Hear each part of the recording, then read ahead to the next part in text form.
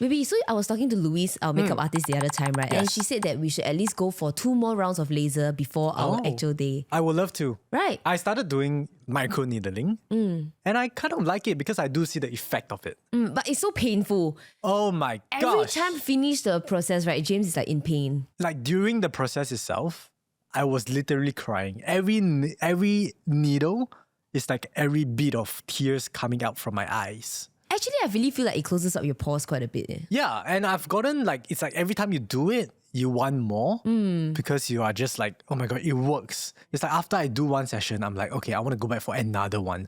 So we should definitely do one before the wedding. Yeah, even though every session leaves you in tears, you still want to go back. I know, right? And I want to get my like facial extraction done, my pico lasers done. So let's book an aesthetic treatment soon, okay? Yes, let's do it. Okay, today we're going to talk about doubts, fears, and hard conversations. Yep. Because this Instagram user, Nick Slim, asked us, what is the hardest conversation that you guys ever had? Oh, hey guys, my name is James. Hi, I'm Hazel. Welcome back to the Couples Couples Classroom. Counting down the days till we say I do. Did you know that a study by the Gottman Institute found that couples tend to wait 6 years before they start having hard conversations? Okay, That to me is a very long time. right. The problems will be allowed to manifest and grow in a space that you don't see. For a variety of reasons. Maybe you're afraid that it will damage your relationship. Maybe you don't like that uncomfortable feeling when you approach these topics. Right. I think hard conversations feel heavy because they carry truth. But they are so necessary. I remember our hardest conversation. What? Do you? I was thinking about it. What hard conversations have we ever had? I mean, we have had uncomfortable conversations, or we talked about stuff that made us feel a bit uneasy, but I don't think they were like hard. Ironically, I feel like the hardest conversation we had was when we first got together. I didn't know how you were going to feel. And I remember we were just walking on the streets. You remember that? Right, we mentioned this in the earlier episodes, right? When you And- whip out your notes and look at the questions. And the top 2 topics that I feel like was the hardest to talk about was, first one, religion. Number 2, age gap. And when I mean age gap, I'm not talking about like, oh, because we are 6 years apart. I'm talking about fertility. I'm talking about your biological clock that we have to respect. That is something, if we don't talk about it, then there will be actual consequences. Yeah. And if we didn't talk about it at that time and didn't come to like a common ground, I don't even think we'll be together now. Yeah. Yeah, right? I feel like, first of all, we have to start by recognizing what we're avoiding. And I'm glad that you didn't avoid these topics. I would say one of the harder conversations that come to the top of my mind will be after we have settled in, settled down together. Yep. And we started speaking about career, Okay. finances, Yeah. and one thing I always talk about in this podcast, right? Our communication patterns. I feel like they are very personality based for communication styles lah. Yep. And that can affect the way that we communicate with each other. And for finances, do you realize that we don't talk about it a lot? I don't think we know. do though. You think so? I don't know if it's Yes. because we feel like, okay, there's no need to go into that now, so maybe we don't need to talk about it like right away, or create some tension when we are already doing very well. So why bring in another topic and stir up stuff? Okay, I don't think when it comes to this kind of thing, I don't think it's about hard conversation. I think it's a different conversation. It's like you like green curry and I like red curry. Then there's no need for me to convince you to like green curry or you to convince me to like red curry. I just feel like you have your own thinking, I have my own thinking, let's say about finances. And then we learn from each other. And then sometimes if we have shared finance, then that's when we got to compromise and then come to a middle ground. I was thinking about this topic, right? And I realized there's one thing in my heart that I haven't really spoken to you about yet. Oh, what is it? And this can typically or ultimately become a hard conversation in our lives, especially when we have a family next time. Okay. And that is career paths. Okay. Like both of us are so career oriented, right? Yep. Sometimes I think about, okay, after we have a family, we have kids, and suddenly if each of us gets a career opportunity overseas, whose one will we go for? Are we both able to go for our opportunities? Yep. Then what's going to happen to the family? Right. Like, I feel like these are things that has got to be talked about. But at the same time, I also feel like talking about them will sour our relationship a little bit. I don't want you to feel like, oh, if I chase my dreams, then I'm being selfish to you. And at the same time, I don't want you to feel like you cannot go after your dreams because then I will have to bear the responsibility. Right. But at the same time, I want to chase my ambitions. I mean, funnily enough, you brought this up because just recently, I have not told you this also. What? Yes. So we're having a card conversation right now. It's not a confirmed thing, but it's basically to go to this country to be a performer. Okay. Okay, to go to this country to be a performer. But the clause is that I won't be able to return back to Singapore. And it's a 5-month program.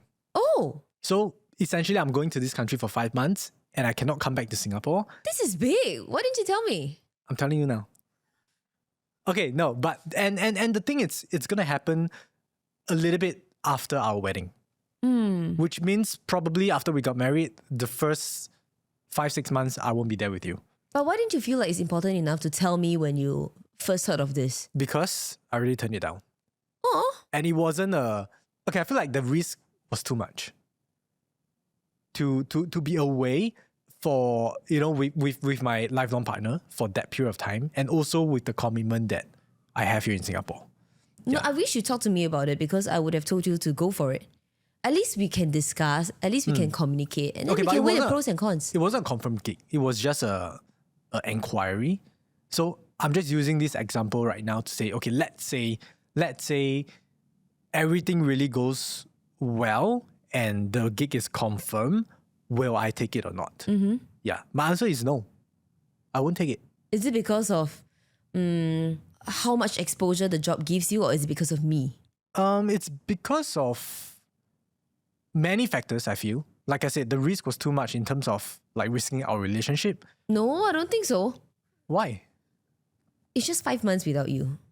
Yeah, but that's not I how don't feel like- that's not how I feel. Right, you know? right. Like, because I mean, you may be okay with not having me for 5 months, but I'm not. Aww. Yeah. Okay, so roles reverse. Let's say today I land a gig overseas that requires me to be away on course for like half a year, and I want to go. Would you be okay with that? Yeah, I'll go with you. See, that's why I say I would have like urged you to go for yours. But you also. cannot come with me because of your work. Yeah, but I can visit. Yeah. But because at the same time it wasn't Really confirmed lah. confirmed, the first thing, but even if it's confirmed and even if financially it's super rewarding, then I don't want to fall into the trap of, like always opportunity comes, then I'll always take the one that is more financially rewarding.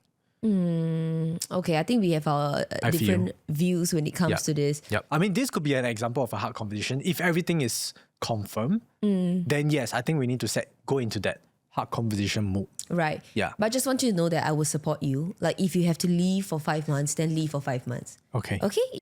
So when it comes to hard conversations, what do you think your approach is? I think I procrastinate quite a bit. Ah, okay. For good reason. Sometimes I feel like it's not that I'm being avoidant, but by delaying things for a bit, it allows us to grow into things. I don't feel like everything has to be talked about right there and then. Sometimes it's okay to live with this uncertainty because marriage is never about 100% certain, right? We are figuring things out every day as we go. So like I mentioned just now, when it comes to finances, I don't feel like we talk about that a lot. Maybe because we haven't approached a phase in our life where we feel like, okay, now is the time for us to talk about it. For example, next time when we have kids, maybe when, before we decide to try for a baby, then that could be the right time. But maybe in this phase of our life, I feel like that's not the most important thing we have to settle there and then. I mean, don't get me wrong, it's important, but maybe right now we have different priorities. Yes. You know what I mean? Yep. What about you? For me, there are 2 things I do. First one, I pray. Like before every hard conversation with my life partner or with a client, I will pray for God to give me wisdom and to give me peace. I feel like emotionally, spiritually, that's really important. Number 2, which may apply to more people, and that is I put out in my notes. And I write it down, the things I want to say, the pointers I want to say. And I do this for a couple of reasons. The first one is because I don't want to word vomit. Because when it comes to something that is, it may be something you're insecure about, it may be something that is really hard for you to say, you start to just da da da da da. And then in the end, you don't say a point. And also in the end, I don't want to miss out anything or say the wrong thing. Yeah. So I remember when we were having some conversations that were slightly harder, you will see me always, whipping out my notes. And I know it's not nice to like... No? You think it's okay? It's okay. Yeah. But I think I will tell you that, hey, I'm not texting someone. I'm referring to my notes because I don't want to miss out on anything. I want to make sure everything I want to say to you is said. Yep. I want to refer to the Olympian Eileen Gu. Oh. She's one mentioned in one of her interviews that she feels like her brain, her headspace is a good space to be in. She spends a lot of time in her own mind, journaling down her thoughts, penning down what she thinks.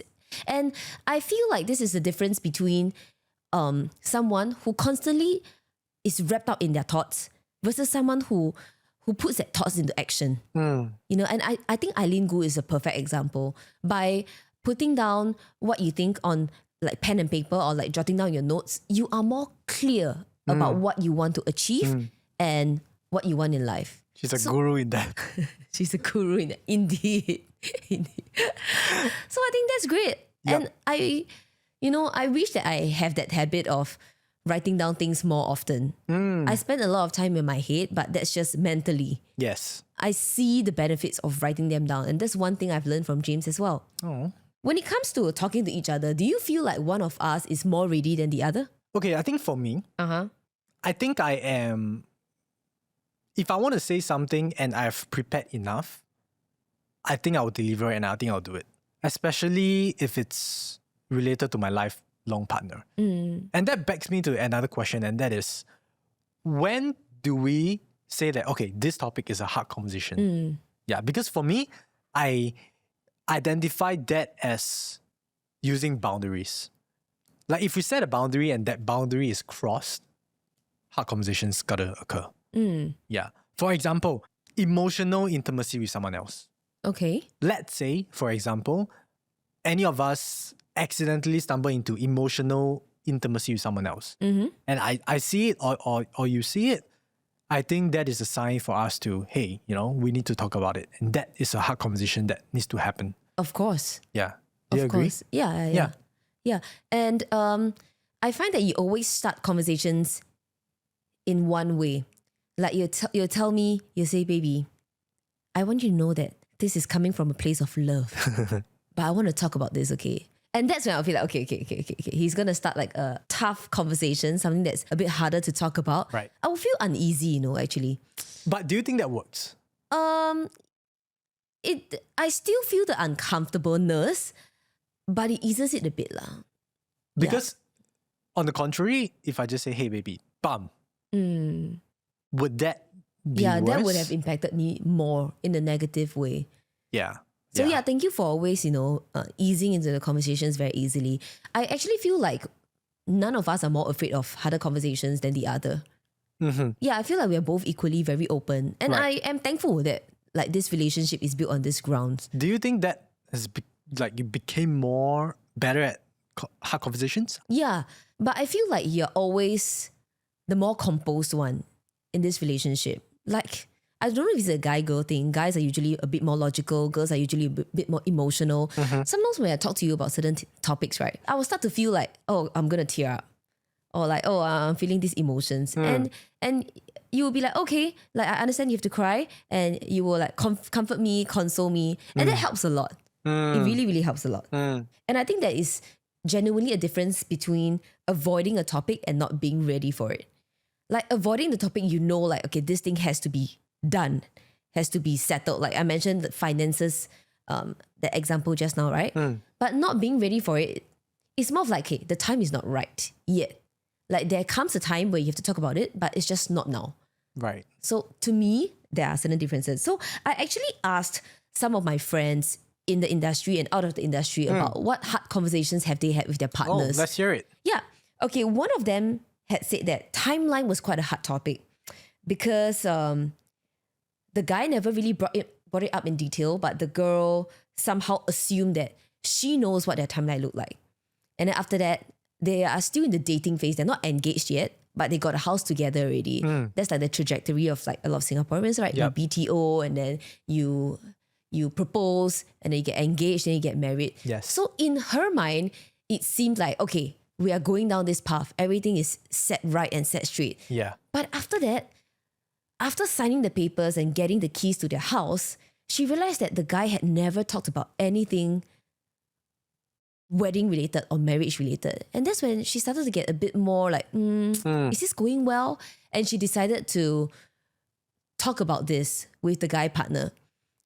And the guy pointed out that, it's not that he doesn't want to talk about it, but it's because he feels that she is also unsure about what she wants at this point in time, to which the girl finds out that maybe he's right. So they sat down and then they wrote out their timeline and their expectations, made things easier for them moving forward. So I've got this theory why this might happen. And guys, if you're watching, maybe this is happening to you as well. But I'm thinking the reason why your friend, the guy, is not approaching this topic is because walking into this unknown future, like a marriage, is super terrifying. It's scary. I'm not sure whether girls feel the same way, but me as a guy, it's so terrifying. And it's not because, I'm doubtful about you being my partner. It's just the fear of walking into this, oh my gosh, this responsibility that I have to carry as the man of the household. It's super terrifying. But it is too for the girl. So is buying a house together, right? It's a big commitment. It's a big responsibility. Yep. That is scary as well. Yeah, correct. So, but I'm saying like as a guy, I feel like I remember when we first got together and then we were going into that, before I proposed, that period, I was super fearful. And I remember I would talk to different couples, different husbands, different boyfriends, and I'll ask them the same question. I'll ask the husbands in their 30s, I'll ask them, hey, when you proposed after being with your wife for so many years, are you still fearful? And most of their answers were yes. So no matter what stage of life you're in, even if it's the standard age to get married, I feel like you will still be fearful. And this goes the same for when, let's say, we're going to plan for a kid. I feel like... Well, that's scary. That's like bringing another person into this world. Yes, I feel like that fear is also something that is super real. Yeah. And people don't really talk about it much. Yeah. On that note, right, another female friend was telling me she and her partner had talked about having 2 years of couple time before having kids. But as you know, timelines, they don't always go as planned. That became 4 years. Oh. So 2 years in the marriage, they decided, okay, time for us to try. Then they tried for another 2 years, total of 4 years to no avail. And then, so she says that she thinks they finally learned how to be fluid. And when the timeline hit, they also knew that they had to start doing things like fertility checks, which is not easy. Like, it's not easy to have to talk about this with your partner. Should we go for a fertility check? Yeah. Yeah, it's just maybe in the Asian society, like I feel like that is still a bit hard to talk about. It's very helpful that they have a timeline. Otherwise, they will have to keep dragging and probably not have a kid until very late into the marriage. Yeah, and apart from timeline, a lot of my friends also told me finances is a hard thing to talk about. Yep. Like this girl, she mentioned that it felt rude to ask outright my boyfriend how much he earns, and it took an amount of trust and courage to tell him how much I earn. And she was also apprehensive at first whether she should be fully transparent about her earnings, her savings. And then they had to start talking about having a joint account and the expenses that comes after the wedding as well. It's not just during the wedding, it's after the wedding. Are they splitting 50-50, or is it a percentage of who earns more? Okay. That's also what we talked about, right? Yeah. Was that hard for us? Okay, naturally, I think no. I do understand why it might be hard for some couples, but I'm curious though, like, is it normal for couples to know how much your other half is earning? Do you think it's normal? Do you think it's like a transparent thing, or And is let's it ask like the room. PD, then do you tell your wife how much you're earning? I really think it depends from couples to couples. Like I've heard of couples that completely don't share, and then they just contribute like the A fixed amount. the expenses, like 50-50, they split it very equally. Then some couples, they just share the amount. It's like, oh, okay, I'll cover everything. That's what I do. Like I You cover everything? Yeah, I cover the household expenses. Then she's in charge of like saving the money, something like that. Like So you give her all your money? I don't give her, but I cover the expenses. Like from my side, like the car, the household, electricity bills, kind of stuff. I will just pay. Then she will just be in charge of like saving money for the future and stuff like that. oh, PDII, if you have a other half next time, will you tell this person how much you earn? Depends if I'm spending the rest of my life with him. if you are, If I am, I will lah. you will. And I will appreciate if he tells me also. Of course. Yeah. Yeah, it doesn't make sense if you tell him and he don't Yeah. tell you. Okay. I feel like I always am very transparent with James about how much I earn, how much, income I'm fetching. Or how much you spend.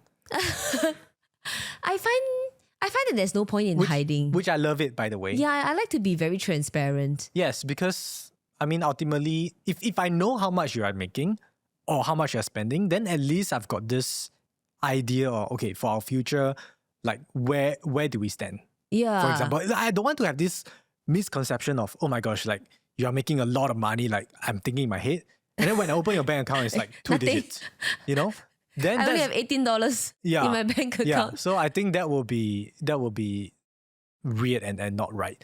So if you're watching, let us know. I mean, we're curious whether you tell your other half how much you're earning and your other half tells you how much they are earning. Yeah. Interesting. Interesting. Yeah. But I find that you also tell me how much you're earning. You also don't find it a need to keep it a secret. Yeah, I mean, I think it's okay. Yeah. I think it's okay for you to know. But I don't tell my parents how much I'm earning though. Oh, that's a whole different ball game. That's a whole thing. Like I can tell you, but my parents, Why is that so? Very interesting. Why would you tell your other half but not your parents? Is it because you're afraid that they will expect a lot more from you? I don't know. No. I don't know. It's just something that I don't say. Oh. Do you? You don't too, right? In the early years of my career, I don't tell them how much I earn. But my parents very kaypoh. They always like to, hey, Mei, you do this, how much you earn? I said, just enough lor. And they'll be like, hey, Mei, you hire a makeup artist, how much? And then I tell them how much it is. And they'll be like, so expensive?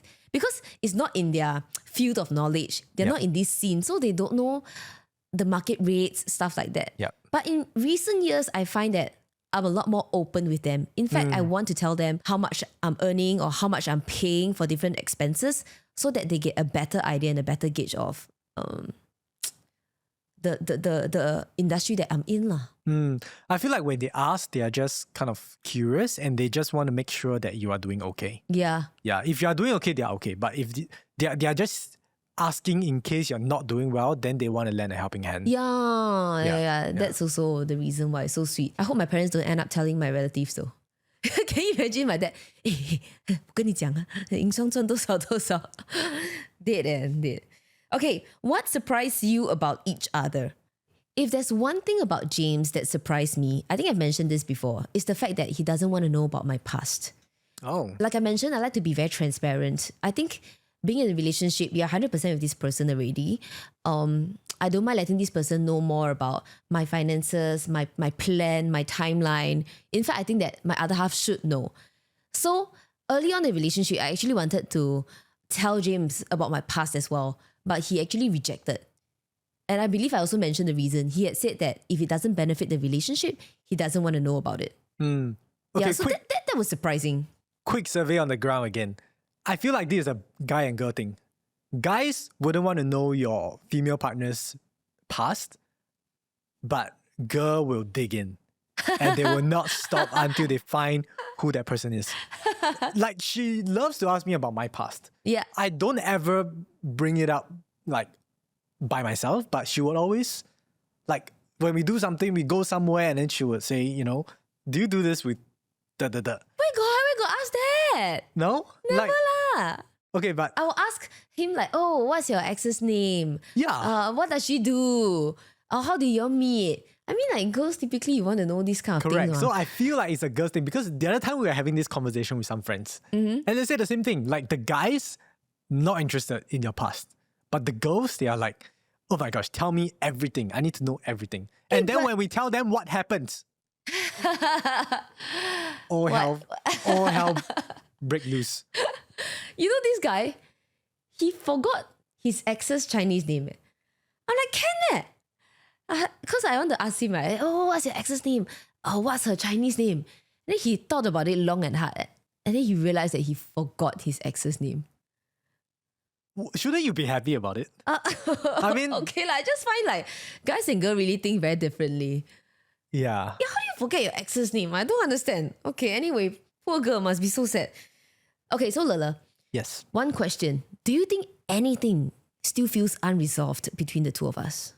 So the big two topics that I feel like we have always been tackling. First one, religion. Number two, age gap. I feel like religion is still in the process and it's an ongoing thing until you experience it yourself. Age gap, bracket, fertility, I feel like that one is something we are moving forward. Because from the get-go, when we first got together as boyfriend and girlfriends, we knew that would be an issue. And how we tackle it will be to move forward in this relationship. Yep. To move from boyfriend, girlfriend to fiance, and then to husband and wife, and then eventually mommy and daddy, and then that problem will solve itself. Aww. Yeah. So do you think that is more resolved now? It's not still unresolved, right? I mean, I wouldn't say it's resolved because we don't have a kid yet. Okay. You know, it might be But we're moving towards we are it. moving towards. Yes. Yes. If there are things that I feel are still unresolved between us, finances. We haven't actually talked about after the wedding, you know, living together, having a kid, who's going to pay for what. And as much as possible, I also want to split the costs, you know, or see how we can each input or help the family. Yep. That is unresolved because we haven't actually gotten around to talking about it. But I honestly don't think it will be a very big issue given how open the two of us are when it comes to communicating with each other. Yeah, I think so. And to our viewers and listeners watching this, if you still have unresolved issues with your partner, I just want you to know that not everything gets wrapped up neatly. There definitely will still be things that you are figuring out along the way. As I always like to think about this, you know, a relationship, a wedding, the journey is always a work in progress. I'll just end with this quote. The cost of avoiding a hard conversation is almost always higher than having one. Yeah. I agree. Conversations have to be had.